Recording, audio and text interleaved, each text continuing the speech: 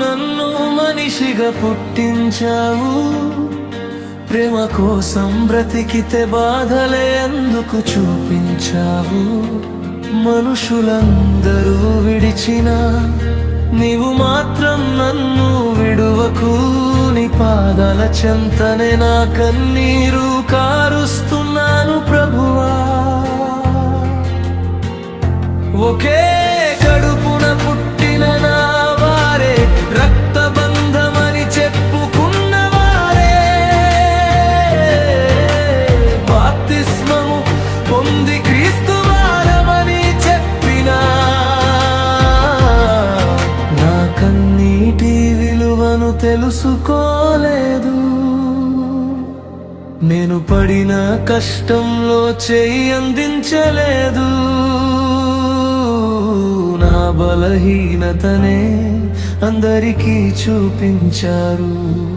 నా తప్పులనే లెక్క పెట్టారు.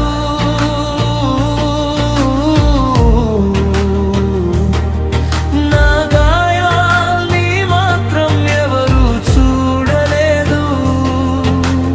మాటలతో గాయపరిచారు. నిశ్శబ్దంగా ఏడిపించారు. నా బాధ చెప్పుకున్నవారే నా హృదయాన్ని విరిచేశారు. యేసయ్యా,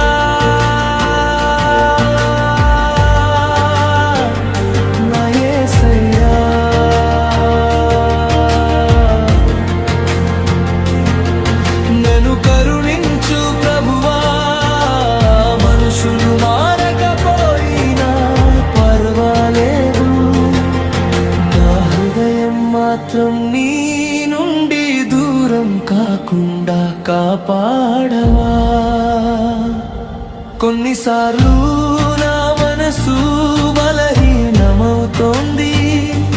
నీ మార్గం నుండి దూరమవుతానేమో అని భయపడుతోంది.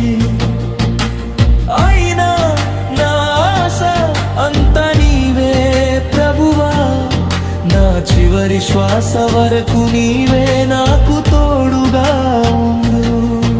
ఈ వేషధారుల మధ్య నన్ను నిలబెట్టు. నా జీవితమే ఒక సాక్ష్యమై మాట్లాడనివ్వు.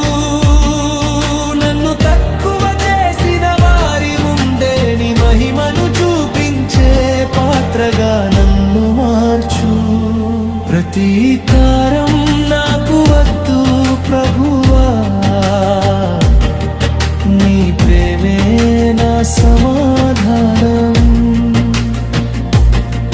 నన్ను అవమానించిన వారిని కూడా ఆశీర్వదించే హృదయం దయచేయి. నన్ను ఏడిపించిన వారి కోసం కూడా ప్రార్థించే కృపను అనుగ్రహించు దేవా.